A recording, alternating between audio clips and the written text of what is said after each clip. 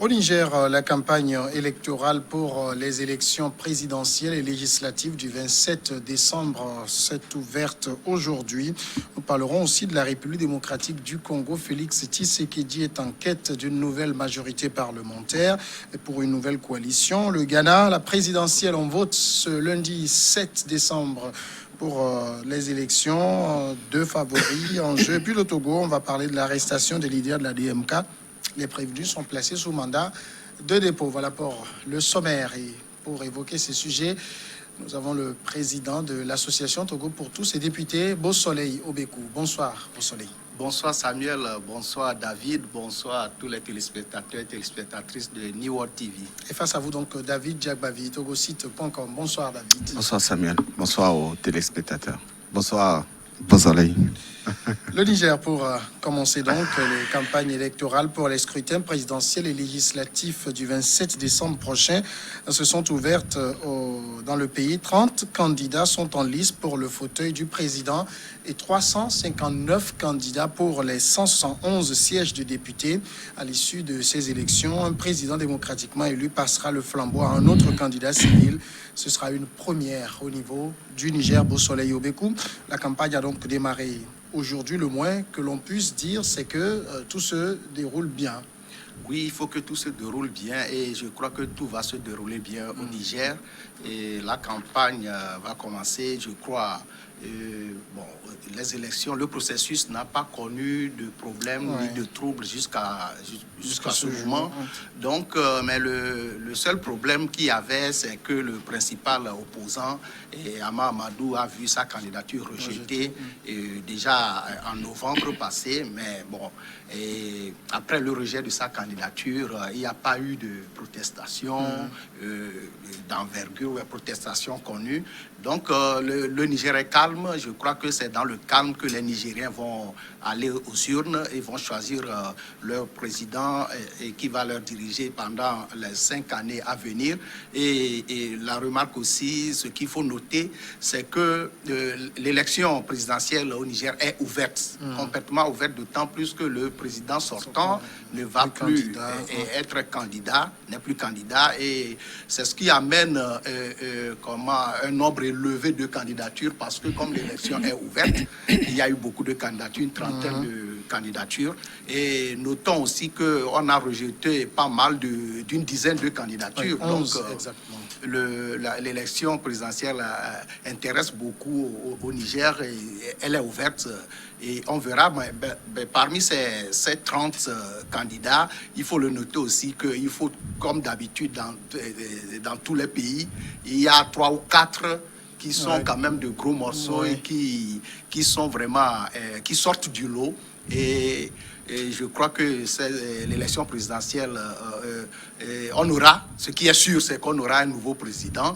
Et il faut compter aussi avec le candidat du parti au pouvoir, qui le président sortant ne va pas aller, mais il a un candidat qu'il soutient. Bien sûr. On va revenir sur ces cas tout à l'heure. Vivement que tout se passe bien. David Djagbavi, vous pensez qu'on a 3 semaines de campagne qui s'ouvrent donc à partir d'aujourd'hui. On aura une belle campagne parce que plusieurs pays de la CEDEAO ont donné un piètre exemple de processus électoral. Le Niger, tout comme le Burkina, fera exception à la règle. Oui, parce que le Niger a été un très bon élève en matière de respect de la Constitution, la limite de mandat qui est imposée au président actuel. Le Niger est le seul pays, en tout cas sur toute la liste des pays que tu as cité tout à l'heure, le Niger est le seul pays qui a véritablement accepté d'imprimer ce changement. Cette particularité qui consiste à faire limiter le mandat au président en exercice. Et très tôt, le président actuel a donné le ton en signifiant aux Nigériens qu'il n'est pas intéressé par un 3e mandat, malgré les semblants de mobilisation populaire. On a vu des Nigériens qui se sont proposés de le faire changer d'avis, etc. Mais non, il a dit non, je fais 2 mandats, je pars. Et donc le Niger a l'obligation de réussir l'organisation de ces élections pour justement démontrer sa volonté d'aller à une alternance sans effusion de sang, sans vol, sans tricherie dans ce processus électoral. Et il en va aussi du bilan de l'actuel chef de l'État. C'est-à-dire que le président qui est là au Niger aujourd'hui a été réfractaire aux modifications des constitutions, a été réfractaire aussi aux fausses promesses. Il n'a jamais dit aux Nigériens qu'il va s'intéresser à un troisième mandat. Ça ne l'intéressait même pas. C'était l'occasion que les 2 ou 3 autres pays francophones avaient raté, la Guinée, la Côte d'Ivoire, etc. On a mal quand on vit des situations comme ça. Et au même moment, on est fier d'être africain lorsqu'on sent, en tout cas, de la part d'un chef d'État qui avait toutes les armes, qui avait toutes les possibilités de modifier la Constitution, de vouloir s'accrocher au pouvoir.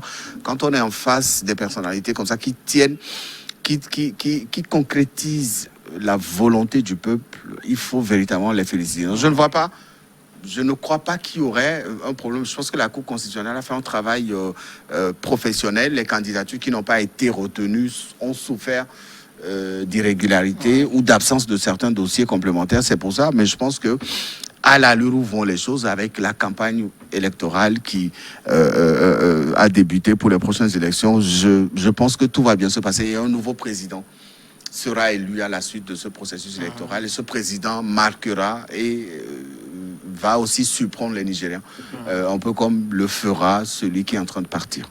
C'est quand même quelque chose de très positif pour le Niger, puisque si cette élection est réussie et que le prochain président est connu, s'il n'y a pas de deuxième tour et qu'il est connu juste après le 27, ce sera la première passation de pouvoir entre 2 civils.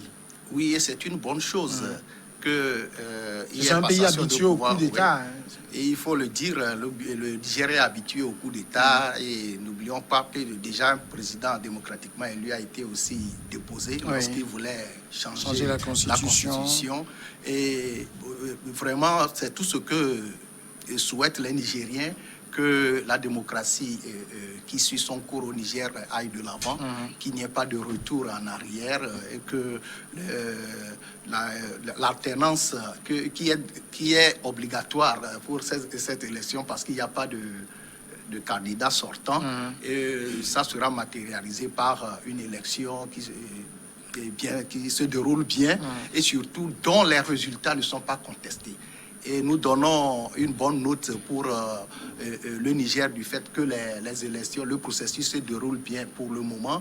Et nous souhaitons que ça se termine comme ça, dans une bonne ambiance, et que les candidats reconnaissent, ceux qui échouent reconnaissent leur défaite et félicitent le gagnant, parce que c'est le problème qui se pose en Afrique.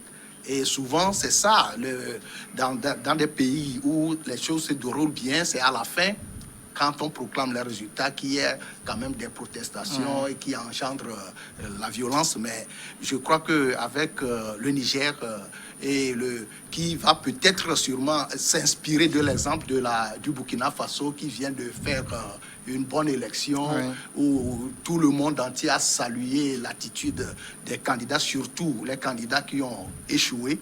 Et vraiment, je crois que le Niger, qui n'est pas loin, qui est un pays voisin au Burkina Faso, va s'inspirer de cet exemple-là et que les choses vont bien se dérouler au Niger. Le président sortant, Mamadou Issifou, n'est pas candidat, donc à tous les coups, il y a alternance à l'issue de cette élection. Mais il a un dauphin, c'est son ancien ministre de la Sécurité, Mohamed Bazoum. Est-ce que vous pensez que parce qu'il n'est pas candidat, il va rester neutre dans le jeu ou il va aussi batailler pour que son dauphin puisse passer? Non, je pense que le président Issoufou n'a rien à perdre. Hein. Il ne se bat pas pour que son dauphin gagne. C'est plus son problème. Il a fait 10 ans, il a travaillé pour les Nigériens. C'est aux Nigériens de renouveler la confiance à son dauphin. Je crois qu'il a besoin de se reposer. Il a besoin de partir, de s'occuper peut-être de ses enfants, de sa famille et tout. Il a pu marquer le cœur des Nigériens en promettant de faire 2 mandats et partir. Il a réussi aussi à relancer le Niger. Quand il avait pris le pouvoir, il y a 10 ans de cela, le Niger traversait une crise sociale très avancée. Également, le pays traversait aussi une crise économique. Vous savez, le Niger, c'est un très grand pays, riche mais très pauvre. le Niger produit de l'uranium aujourd'hui, mais l'uranium ne profite pas aux Nigériens. Et vous ne pouvez pas comprendre comment ça se passe ici. Et donc, il a réussi quand même à changer certaines habitudes. Le dauphin, il a la responsabilité de rester dans la continuité du bilan de Issoufou. Et c'est les Nigériens qui vont voter pour lui.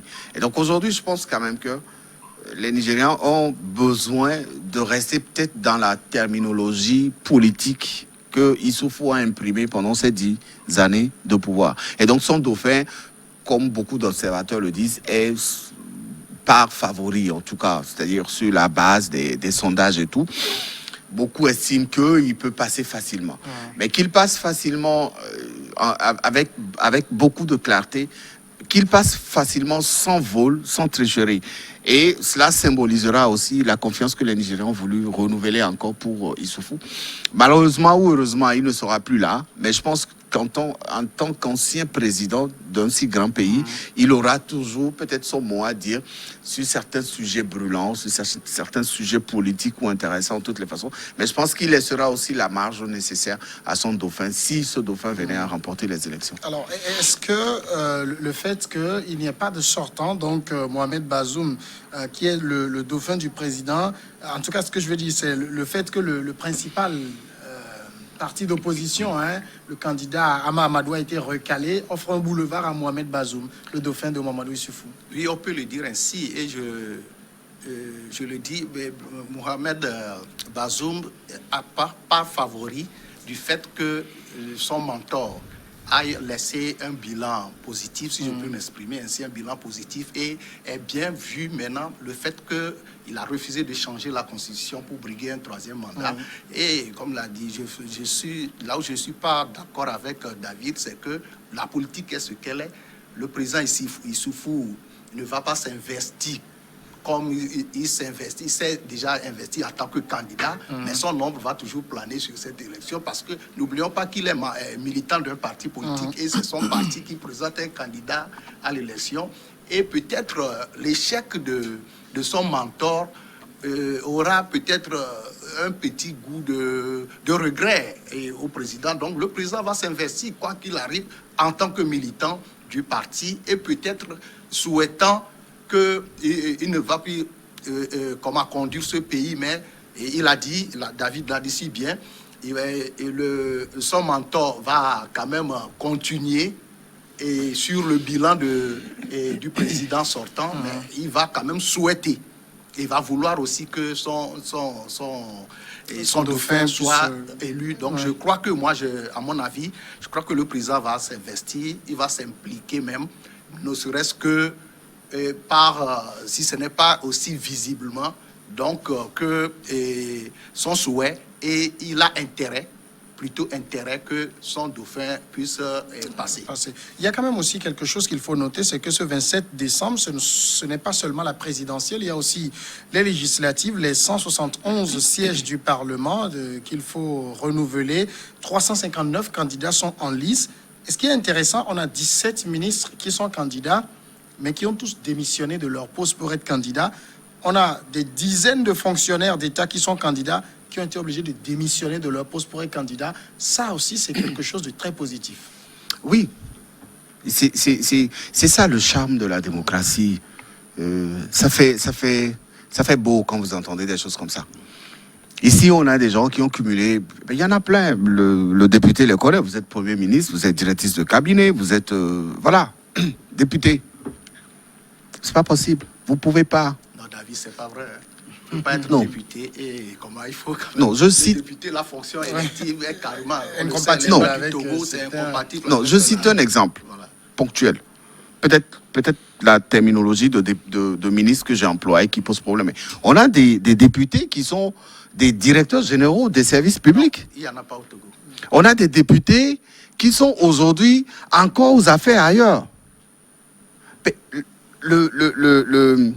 Comment on appelle ça? Mais c'est terrible quand ça se passe comme ça, quand vous voyez... Vous savez, pour créer un État, il faut juste une petite volonté.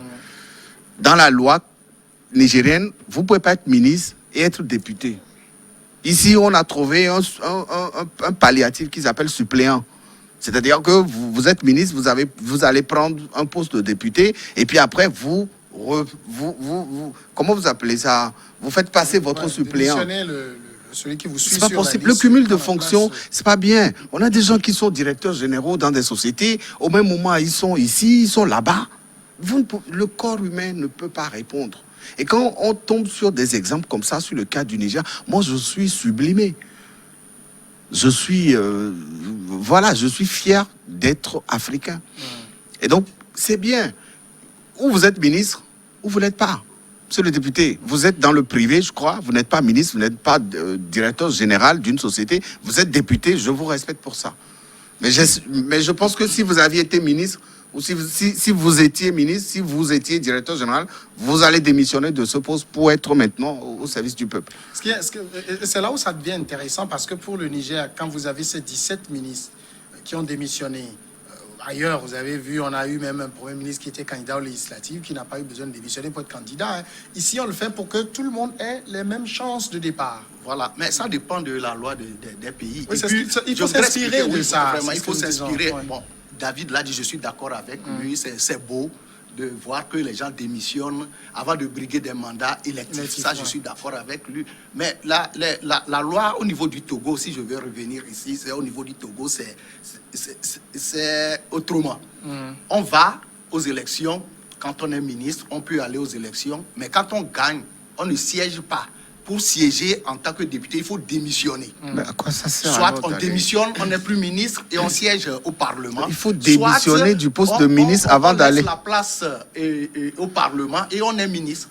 C'est ce qui amène que lorsqu'on est député, qu'on est nommé ministre au Togo, on démissionne du Parlement ou bien on ne va plus au Parlement.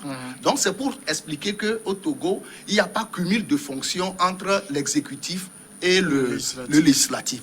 Et je lui donne raison, il y a cumul de fonctions dans certains, des gens qui sont DG et qui sont peut-être qui occupent d'autres fonctions. Sauf que mais entre-temps, s'il perd son poste, il peut revenir prendre celui-ci.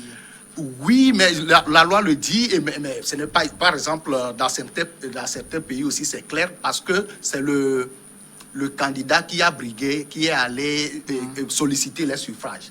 Il est de bon ton que lorsque il est appelé à d'autres fonctions et que là il n'occupe plus ses fonctions, qu'il revienne quand même à sa fonction élective. Donc, quand vous prenez par exemple la loi française, le code électoral français, c'est que tous les premiers ministres, les ministres peuvent briguer, même les maires, tout ça, là, ils peuvent aller aux élections législatives. Donc, ici, des gens sont députés, ils sont maires. Oui, mais c'est pas partout. Même au Niger, les gens sont députés, ils sont maires. Et au Sénégal, ça existe, ils sont députés et maires. C'est deux fonctions électives. Ça, ce n'est pas incompatible. Oui, et le maire qui est élu dans une localité, il siège à Lomé. Oui, il abandonne la mairie, il abandonne la commune. Il n'abandonne pas la mairie.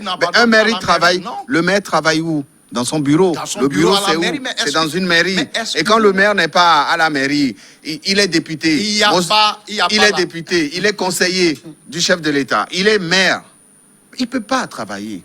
Même si la loi togolaise, si la loi fondamentale le permet, mais vous-même en tant qu'être humain, comprenez que l'écrasante majorité des pays au monde, c'est comme ça. Les fonctions électives, voilà deux fonctions électives ne sont pas incompatibles. Et là, il y a des exceptions avec le Niger. Et c'est sublime. Le Niger, quand ça se passe comme ça, c'est que toute démission avant d'aller aux élections.